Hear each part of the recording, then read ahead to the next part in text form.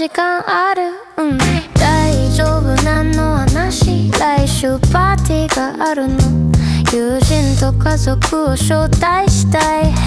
楽しい話いいね。お母さんも嬉しいと思う。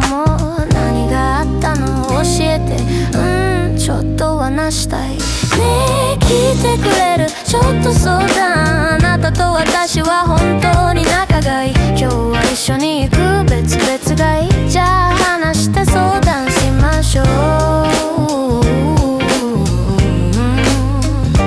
しましょう。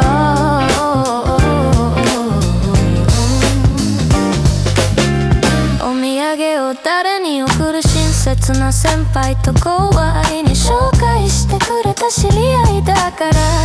それは大切なこと。本当に助かったからお礼したい。いい気持ちだね。何があったの教えて。ちょっと話したい。ねえ聞いてくれる？ちょっと相談。あなたと私は本当に仲がいい。今日は一緒に行く？別々がいい。じゃあ話して相談しましょう。しましょう。